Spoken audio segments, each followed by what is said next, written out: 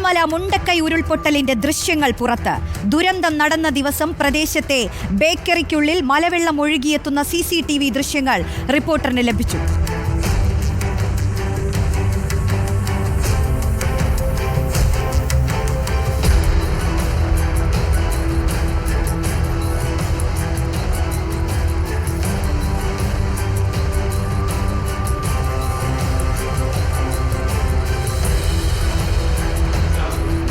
ഉരുൾപൊട്ടലിൽ കാണാതായവർക്കുള്ള തിരച്ചിൽ 20ാം ദിവസവും തുടരുന്നു.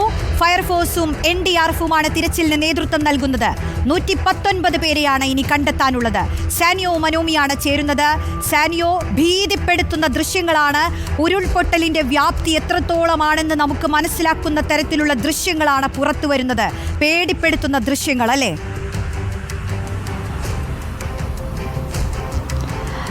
രോഷ്നി, പേടിപ്പെടുത്തുന്ന ദൃശ്യങ്ങൾ തന്നെയാണ്. അതായത് എടുത്തു പറയേണ്ടത്, ഈ ഉരുൾപൊട്ടലുണ്ടായ പുഞ്ചിരിമട്ടത്തു നിന്നും കിലോമീറ്ററുകൾ അകലെയുള്ള ചൂരൽമല ടൗണിലെ ലാമിയ എന്ന് പറയുന്ന ബേക്കറിയിൽ നിന്നുള്ള ദൃശ്യങ്ങളാണത്. അതായത് ആ പുഞ്ചിരിമട്ടത്ത് എത്രമാത്രം ഭീകരമായിരിക്കും അപ്പോൾ ദുരന്തമുണ്ടായിരിക്കുക എന്നത് നമുക്ക് ഊഹിക്കാൻ കഴിയുന്നത് മാത്രമേ ഉള്ളൂ. കാരണം അവിടെ നിന്ന് കിലോമീറ്ററുകൾ താഴെ ഈ ലാമിയ ബേക്കറിയിലെ CCTV ദൃശ്യങ്ങൾ പോലും നമ്മളെ പേടിപ്പെടുത്തുന്നതാണെങ്കിൽ അത് ഉത്ഭവിച്ച സ്ഥലത്തെ ദൃശ്യങ്ങൾ എത്രമാത്രം പേടിപ്പെടുത്തുന്നതായിരിക്കുമെന്ന് നമുക്ക് ഊഹിക്കാൻ കഴിയുന്നത് മാത്രമേ ഉള്ളൂ. ആദ്യം വെള്ളം ഇരച്ചെത്തുന്നു, പിന്നീട് ആ റാക്കുകൾ ഓരോന്നായി വീഴുന്നു, ഓരോ സാധനങ്ങളായി പുറത്തേക്ക് പോകുന്നു.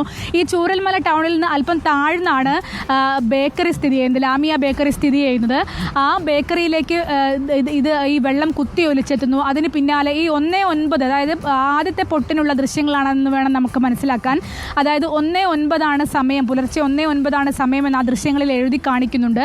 അപ്പോൾ ആദ്യത്തെ പൊട്ടലിനുണ്ടായ ആ ഒരു അപകടമാണ് നമുക്കതിൽ കാണാനാവുന്നതെന്നാണ് കരുതുന്നത്.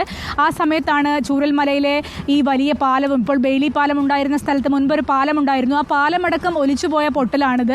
അതിൻ്റെ ഭാഗമായുള്ള CCTV ദൃശ്യങ്ങളാണ് അതിൽ വന്നിരിക്കുന്നത്. മാത്രവുമല്ല, ആ കടയിൽ, ഒരു ബേക്കറി കടയാണ്, ബേക്കറി ഉൽപ്പന്നങ്ങളൊക്കെ നിർമ്മിച്ചു കൊടുക്കുന്ന ഒരു കടയാണ്. ആ കടയിൽ മലപ്പുറം സ്വദേശിയായ നാസർ എന്ന് പറഞ്ഞൊരാൾ താമസിക്കുന്നുമുണ്ടായിരുന്നു എന്നുള്ളതാണ്. നാസർ ഈ വെള്ളം കുത്തി ഒലിച്ച് വരുന്നത് കണ്ടതുകൊണ്ട് മാത്രം കടയിൽ നിന്ന് പുറത്തേക്ക് കയറി രക്ഷപ്പെടുകയായിരുന്നു. ഗുരുതരമായി പരിക്കേറ്റിട്ടുണ്ട്. അദ്ദേഹം ആശുപത്രിയിലായിരുന്നു. ആശുപത്രി വിട്ടിപ്പോൾ അദ്ദേഹം മലപ്പുറത്തെ സ്വന്തം വീട്ടിലേക്ക് പോയിട്ടുണ്ട്. ഏതായാലും അതീവ ദുരന്തത്തിൻ്റെ ഏറ്റവും വലിയൊരു വ്യാപ്തി ദൃശ്യമാകുന്ന വിഷ്വലുകൾ അത് മാത്രമേ ഉള്ളൂ എന്നതാണ് യാഥാർത്ഥ്യം. കാരണം മറ്റെവിടെയുമുള്ള CCTV ദൃശ്യങ്ങളൊന്നും ഇപ്പോൾ, CCTVകളൊന്നും ഇപ്പോൾ വർക്ക് ചെയ്യുന്നില്ല. അതിലെല്ലാം വെള്ളം കയറി നശിച്ചിരിക്കുന്നു. അപ്പോൾ ഇനി അവശേഷിക്കുന്ന ഒരേ ഒരു CCTV ഇതായിരുന്നു, ലാമിയ ബേക്കറിയിലുണ്ടായിരുന്ന CCTV ആയിരുന്നു. ആ CCTVയിൽ നിന്നുള്ള ദൃശ്യങ്ങൾ തന്നെ നമുക്ക് ഒരു സാധാരണ മനുഷ്യന് ഇത്രയധികം പേടി ഉണ്ടാക്കുന്നതാണ് എങ്കിൽ ഈ ഉരുൾപൊട്ടിയ പുഞ്ചിരിമട്ടം എന്ന പ്രദേശത്ത് എന്തുമാത്രം ഭയാശങ്കകളുള്ള സംഭവങ്ങളായിരിക്കാം നടന്നിട്ടുണ്ടാവുക എന്ന് നമുക്ക് ഊഹിക്കാവുന്നത് മാത്രമേ ഉള്ളൂ. ഏതായാലും 119 പേരുടെ, കാണാതായ 119 പേരുടെ കണക്ക് റവന്യൂ വകുപ്പ് വീണ്ടും പുറത്തുവിട്ടിട്ടുണ്ട്. അതായത് ഇത് അന്തിമമായ കണക്കല്ല എന്ന് വകുപ്പ് പറയുന്നുമുണ്ട്. 20ാമത്തെ ദിവസവും ചൂരൽമലയിലും മുണ്ടക്കൈയിലും പരിസര പ്രദേശങ്ങളിലുമെല്ലാം തെരച്ചിലുണ്ടെങ്കിലും വലിയ സജീവമായ തെരച്ചിലല്ല എന്ന് വേണം പറയാൻ. കാരണം വലിയ കല്ലുകളും മറ്റും എവിടെയെങ്കിലും വഴി തടസ്സപ്പെടുത്തുന്നുണ്ടെങ്കിൽ ആ കല്ലുകൾ മാറ്റുക, അത്തരം പ്രവൃത്തികളൊക്കെയാണ് നടക്കുന്നത്. വലിയ രീതിയിലുള്ള ഒരു ജനകീയ തെരച്ചിൽ ഇപ്പോൾ നടക്കുന്നില്ല. ഇന്നിപ്പോൾ 20ാമത്തെ ദിവസമാണ്. ഏതായാലും 20ാമത്തെ ദിവസം വന്ന ഈ ദൃശ്യങ്ങൾ ആരെയും ഞെട്ടിപ്പിക്കുന്നതുമാണ്. രോഷ്നി, സാനിയോ, ഈ ഇരച്ചെത്തിയ മലവെള്ളത്തിൽ നിന്ന് അത്ഭുതകരമായി രക്ഷപ്പെട്ട ഒരുപാട് മനുഷ്യർ നമ്മളോട് സംസാരിച്ചിട്ടുണ്ട്. ഇപ്പോൾ ഈ ഭീതിപ്പെടുത്തുന്ന ദൃശ്യങ്ങൾ തന്നെ പുറത്തു വരുമ്പോൾ ഈ ബേക്കറിയുടെ ഉടമ തന്നെ അത്തരത്തിൽ അതിസാഹസികമായി അത്ഭുതകരമായി രക്ഷപ്പെട്ട ഒരാളാണെന്ന് നമ്മളോട് തന്നെ നേരത്തെയൊക്കെ പറഞ്ഞിട്ടുണ്ട്. അദ്ദേഹം എന്താണ് ഇപ്പോൾ പറയുന്നത്? ഇത്തരത്തിൽ ഏക അവശേഷിക്കുന്ന ഒരേ ഒരു ദൃശ്യം പുറത്തു വരുമ്പോൾ അദ്ദേഹം നമ്മളോട് പങ്കുവച്ചത് എന്തൊക്കെയാണ് സാനിയോ? അദ്ദേഹം അല്പസമയം മുൻപ്, നിഷാദ് എന്നാണ് ആ ബേക്കറി ഉടമയുടെ പേരെന്ന് ഞാൻ മനസ്സിലാക്കുന്നു, അദ്ദേഹം അല്പസമയം മുൻപ് ദീപക് മോഹനുമായി സംസാരിച്ചിരുന്നു. അതിനുശേഷം അദ്ദേഹം അവിടെ നിന്ന് മടങ്ങുകയാണ് ചെയ്തത്. അദ്ദേഹം പറഞ്ഞത് ഇത്രയും ഭീകരമായ ഒരു സംഭവത്തിൻ്റെ ദൃശ്യങ്ങൾ ഈ ഒരു ക്യാമറയിൽ ഉണ്ടാകുമെന്ന് കരുതിയിരുന്നില്ല എന്നുള്ളതാണ്. കാരണം ഈ ക്യാമറയൊക്കെ നശിച്ചു പോയിട്ടുണ്ടാകുമെന്ന് തന്നെയാണ് അവരും കരുതിയിരുന്നത്. പക്ഷേ പിന്നീട് അതിൻ്റെ DVD അടക്കം എടുത്ത് പരിശോധിച്ചപ്പോഴാണ് ഇങ്ങനെ വിഷ്വൽ ഉണ്ട് എന്നുള്ള കാര്യം മനസ്സിലാവുന്നത്. ഏതായാലും ആ കടയിലുണ്ടായിരുന്ന ആളെക്കുറിച്ചുള്ള ഒരു ആശങ്ക കൂടി കൂടിയാണ് അവർ പങ്കുവെക്കുന്നത്. ആ കടയിലുണ്ടായിരുന്ന നാസറിന് ഗുരുതരമായി പരിക്കേറ്റിട്ടുണ്ടായിരുന്നു. ആ ദൃശ്യങ്ങളിൽ തന്നെ നമുക്ക് കാണാനാകും ഒരാൾ ഓടി രക്ഷപ്പെട്ട് മാറുന്നതൊക്കെ.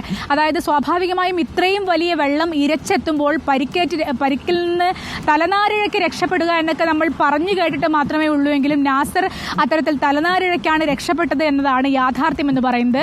ഏതായാലും ഇത്തരത്തിൽ തലനാരിഴയ്ക്ക് രക്ഷപ്പെട്ട നിരവധിയായ മനുഷ്യന്മാരെ നമ്മൾ കഴിഞ്ഞ 20 ദിവസങ്ങളിലായി ഇവിടെ കണ്ടുകൊണ്ടിരിക്കുകയാണ്. അത്തരത്തിലൊരാളാണ് നാസറും എന്ന് വേണം പറയാൻ. ഏതായാലും ഈ ദൃശ്യങ്ങൾ പുറത്തു വന്നതോടുകൂടി ഇതിൻ്റെ ഒരു ഭീകരത എത്രമാത്രമാണ്, അത് കിലോമീറ്ററുകൾ ഇപ്പുറത്തുള്ള ചൂരൽമലയിലേക്ക് എത്തുമ്പോൾ അതിൻ്റെ ഭീകരത എത്രമാത്രമാണെങ്കിൽ ഞാൻ നേരത്തെ സൂചിപ്പിച്ചതുപോലെ അത് പുഞ്ചിരിമട്ടത്തെ മൊത്തമായി ഒഴുക്കിക്കളഞ്ഞത് എന്തുമാത്രം ഭീകരമായൊരു ദൃശ്യമായിരുന്നിരിക്കണമെന്ന് നമുക്ക് ഊഹിക്കാനാവുന്നതേ ഉള്ളൂ. സാനിയോ, ഇപ്പോൾ പ്രദേശത്ത് തന്നെ നിലവിലും തിരച്ചിൽ തുടരുകയാണല്ലോ. ഫയർഫോഴ്സും NDRFുമാണ് നിലവിൽ തിരച്ചിലിന് നേതൃത്വം നൽകുന്നത്. ഒരുപാട് ആളുകൾ, ഈ ദുരന്തം ബാധിച്ചിട്ടുള്ള ഒരുപാട് ആളുകൾ ആ പ്രദേശത്തെത്തി അവരിപ്പോഴും അവരുടെ വീടുകൾ ഇരുന്ന സ്ഥലത്തെ എന്തെങ്കിലും അവശേഷിക്കുന്നുണ്ടോ എന്നൊക്കെ തിരയുന്നുണ്ട്. നിലവിൽ എങ്ങനെയാണ് തിരച്ചിൽ പുരോഗമിക്കുന്നത്? ക്യാമ്പുകളിൽ നിന്ന് ഇപ്പോഴും ആളുകൾ എത്തുന്നുണ്ടോ ആ പ്രദേശത്ത്? അതെ, ആളുകൾ ദിവസവും ഇപ്പോൾ ബെയിലി പാലം കടന്ന് വാഹനങ്ങൾ കടത്തിവിടുന്നതുകൊണ്ട് തന്നെ പല ആളുകളായി ജീപ്പുകളിലും മറ്റവരവരുടെ വാഹനങ്ങളിലുമൊക്കെ അവശേഷിക്കുന്ന വാഹനങ്ങളിലൊക്കെ ക്യാമ്പുകളിൽ നിന്ന് തങ്ങളുടെ വീടുകൾ ഉണ്ടായിരുന്ന സ്ഥലങ്ങളിലേക്ക് വന്നുകൊണ്ടിരിക്കുകയാണ്.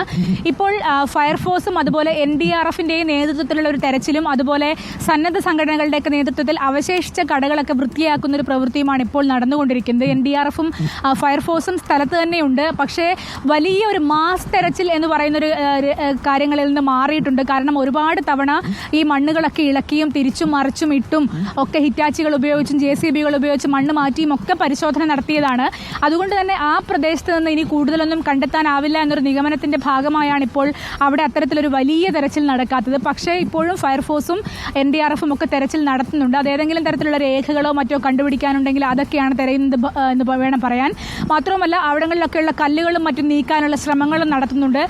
അവിടെയൊക്കെ ആരെങ്കിലും കുടുങ്ങിപ്പോയിട്ടുണ്ടോ തുടങ്ങിയ കാര്യങ്ങളൊക്കെ കണ്ടുപിടിക്കാനാകും. നേരത്തെ രോഷ്നി സൂചിപ്പിച്ചതുപോലെ അങ്ങേയറ്റം കണ്ണുനീരൊഴുകുന്ന അല്ലെങ്കിൽ അങ്ങേയറ്റം കണ്ണിനെ നനയിപ്പിക്കുന്ന കാഴ്ചകൾ ഇപ്പോഴും ഈ 20 ദിവസം ആയിട്ടും മുണ്ടക്കൈയിൽ നിന്നും ചൂരൽമലയിൽ നിന്നും എല്ലാം നമുക്ക് കാണാനാകുന്നു എന്നുള്ളതാണ്. അതായത് വീട്ടിൽ 1-2 ആളുകൾ അവശേഷിച്ച അവരൊക്കെ വീണ്ടും അങ്ങോട്ട് വന്ന് തങ്ങളുടെ വീടിരിക്കുന്ന ഒരു സ്ഥലം കാണുന്നു എന്നുള്ളതാണ്. ഞാനിപ്പോൾ അല്പസമയം മുൻപ് സഞ്ജിത്ത് യൂസുഫ് എന്ന് പറയുന്ന ഒരു കുഞ്ഞിനെ കാണുകയുണ്ടായി. സച്ചു എന്ന് വിളിക്കുന്ന സഞ്ജിത്ത് യൂസുഫിനെ. അവൻ 10ാം ക്ലാസ്സുകാരനാണ്. അവൻ വിദ്യാഭ്യാസ ആവശ്യാർത്ഥം ഉമ്മയുടെ വീട്ടിലായിരുന്നുകൊണ്ട് മാത്രം രക്ഷപ്പെട്ട ഒരു കുഞ്ഞാണ്. അവൻ്റെ വീട്ടിൽ 2 അനുജത്തിമാർ, ഉമ്മ, ഉപ്പ, വല്യുപ്പ, അവൻ്റെ ഉപ്പയുടെ സഹോദരി, അവരുടെ കുടുംബം എല്ലാവരും അടക്കം 11 പേർ നഷ്ടപ്പെട്ട ഒരു കുഞ്ഞു ബാലനാണ് ഈ സച്ചു എന്ന് പറയുന്നത്. ആ കുഞ്ഞ് ഇപ്പോഴും ആ ദുരന്ത ഭൂമിയിലേക്ക് പോയിട്ടില്ല എന്നതാണ് യാഥാർത്ഥ്യം. കാരണം അവനോട് നമ്മളിപ്പോൾ ചോദിക്കുമ്പോൾ അവൻ പറയുന്നത് എനിക്കിനി ജീവിതത്തിൽ ആ ഭൂമി കാണേണ്ടതില്ല എന്നുള്ളതാണ്. അതായത് അത്രയധികം മനസ്സിന് പ്രയാസം അനുഭവിക്കുന്ന ആളുകൾ ഇപ്പോഴും ഒരാൾ ബാക്കിയായ ആളുകൾ, 2 ആൾ ബാക്കിയായ ആളുകൾ. എനിക്കൊപ്പം കാലിക്കറ്റ് യൂണിവേഴ്സിറ്റിയിലുണ്ടായിരുന്ന ഒരു ആൾ, അദ്ദേഹം ഇപ്പോൾ അനുഭവിക്കുന്ന വലിയൊരു പ്രയാസം, അതായത് ഇല്യാസ് എന്ന പേരുള്ള ആൾ, അദ്ദേഹം എല്ലാവരും കുടുംബത്തിലെ അദ്ദേഹത്തിനും ഈ 17 പേരെയൊക്കെ നഷ്ടപ്പെട്ടൊരു സാഹചര്യം. അങ്ങനെ നമ്മൾ നോക്കുമ്പോൾ വ്യക്തിപരമായും മറ്റും നമ്മൾ ഓരോ ദിവസവും പുതിയ ആളുകളെ കണ്ടുകൊണ്ടിരിക്കുകയാണ്.